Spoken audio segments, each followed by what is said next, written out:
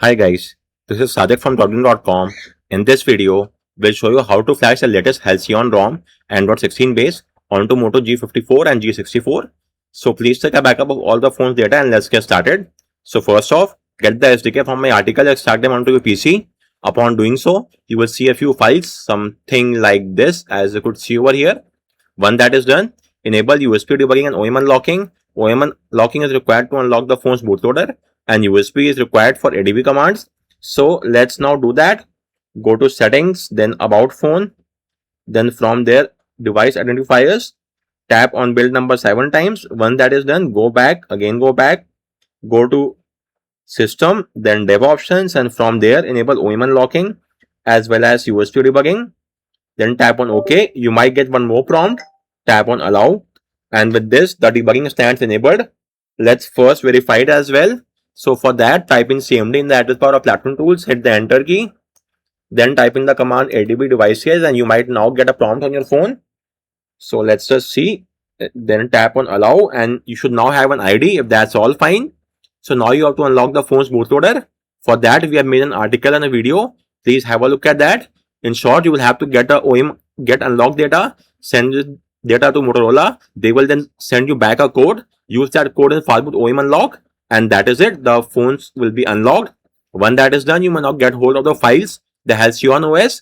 This is the GApp variant or the vanilla build. The choice is all yours. Apart from that, also get the IMG files. So in my case, I'm using the GApp variant. So use any of the two and IMG files package. So let me show you. This is the GApp package and this is the zip file for the IMG. So inside the images file, we have the vendor boot and the boot file. Don't extract this. Leave it in a zip file only. We'll flash this in the fastboot D mode. So please don't extract this. Simply transfer both the file inside the folder of platform tools. So let's copy it from here, paste the file inside platform tools. This is the ROM file. So let's just rename this to ROM for the ease of convenience. Then, and the second one has the IMG file of vendor boot and boot. So let's rename this to, let's say, IMG. The name becomes img.zip. Now it will be easier to type in the CMD window. So moving on, once you have got the required files, now boot the phone to fastboot D mode. It is the fastboot D and not the fastboot mode. So for that, the command is adb reboot fastboot and hit the enter key. This will take a few seconds. So let's just wait for that to complete. Once you are inside the fastboot D mode, first off, you have to verify if your PC has the drivers or not. So just type in the command of fastboot devices, hit the enter key and see if you get an ID or not.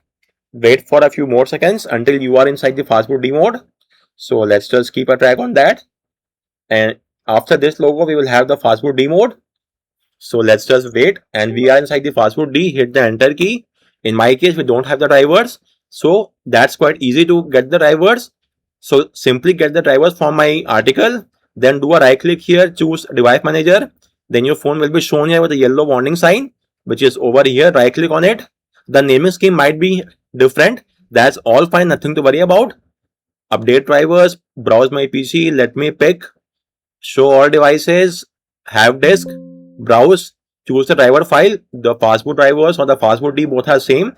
Then choose the Android Win USB INF, click on open. OK. Choose the Android interface, this one. Click on next, yes, and it's now installed. You could see our phone will now be shown here inside the Android device section. So with this, we are now in the fastboot D mode. You can verify. Now you will see the ID as well. It's now shown. So we can now start off with the flashing. First off, let's flash the IMG package. For that, the command is this one, fastboot skip reboot update and the img.zip. IMG is the package having the boot and the vendor boot. Hit the enter key. The flashing will now start. Take only a few seconds. We flash the boot file and the vendor boot. When that is done, the phone will now reboot into the fastboot mode.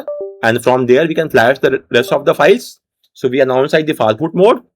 So now you have to boot the phone to the newly flashed recovery. For that, easiest way is to use the fastboot reboot recovery command. So just paste the command here, hit the enter key. The phone should now be inside the recovery mode. Let's just wait for a few more seconds. And the phone will be inside the newly flashed recovery. And we may then flash the ROM zip file. So let's just wait for that to complete. So with this, we are now inside the Halcyon recovery. So let's get started. First off, choose factory reset, format data. Once again, format data. Data wipe is now complete. Now go back, apply update from ADB, and we are now in the ADB sideload mode. Let's first verify it, and you could see sideload keyword. Let's now flash the ROM file. So it's ADB sideload, file name which is rom.zip, and hit the enter key. The flashing will now start. Take up to around 4 to 5 minutes, I guess. So let's just wait for that to complete. So guys, the flashing is now complete. To flash any other file, tap on yes, or else just tap on no. Finally, please do a phone formatting. It's a must. So both before and after flashing a ROM, please do a formatting, and now you will tap on reboot system now. The phone should now be inside the OS in just a moment. First off, let's just keep a tab on the boot logo or the boot animation, which should be here anytime soon. The flashing took a lot of time, but now it's done. So let's just wait for a few more seconds.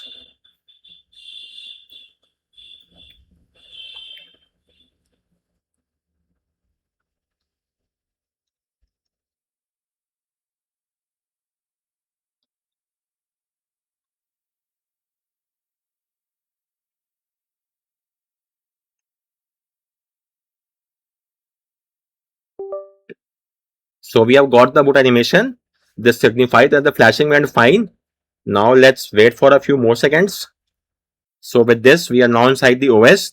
So let's now get started with the setup process. Let's skip this for now and skip this as well.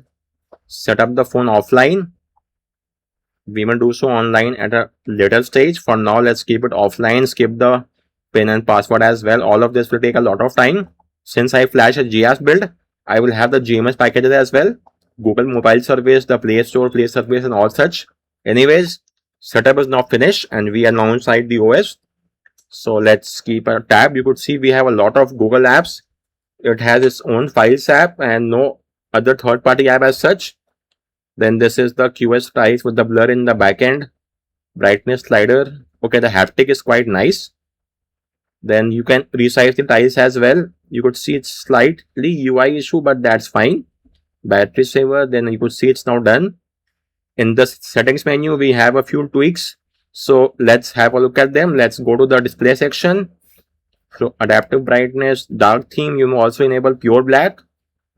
And it's enabled. Force enable dark mode for the apps that don't even support that.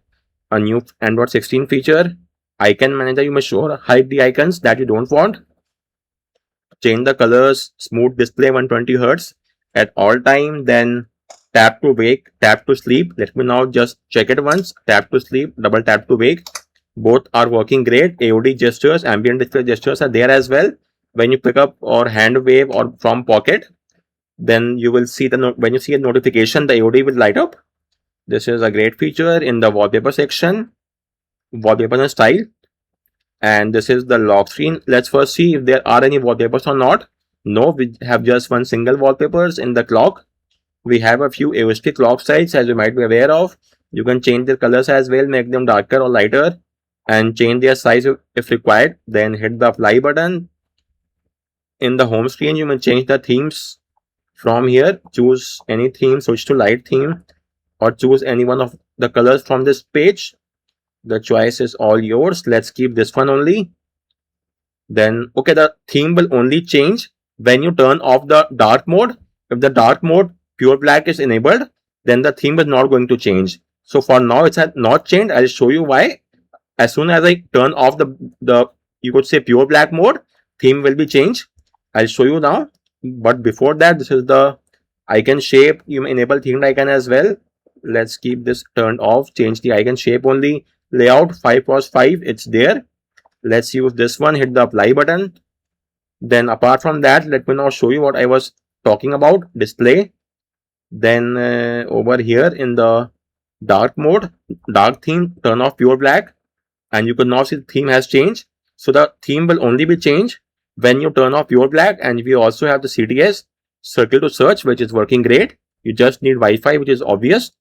Apart from that, in the home settings, you can change the icons from here, icon shape and size. Then the few home screen tweaks, icon labels can be hidden or shown.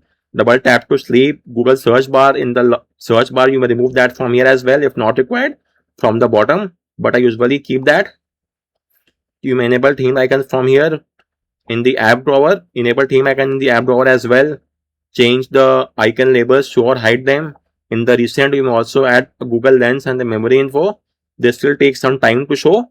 As of now, you could see RAM is shown, lens, and okay, everything is now visible here. Great, it's working great. Miscellaneous suggestions or restart, that is done. Then apart from that, let's see what else is remaining. Let's go to system, gestures, double press navigation mode, gesture navigation. CTS is given here as well, circle to search. Then it's the usual one, strive to take a screenshot, working great. Then Moto gestures, special gestures, okay, chop, wave to silence, flip for DND. All the same gestures that you get on the stock Moto are here as well. Single tap, show AOD, yes, that's fine. I require that only. Single tap, you could see AOD is now shown here. Double tap to wake, then you may unlock the phone. Apart from that, you may install the updates from here or via the recovery. The choice is all yours. So guys, I guess that's just about it. If you have any query, let me know in the comment section, and thank you for watching the video.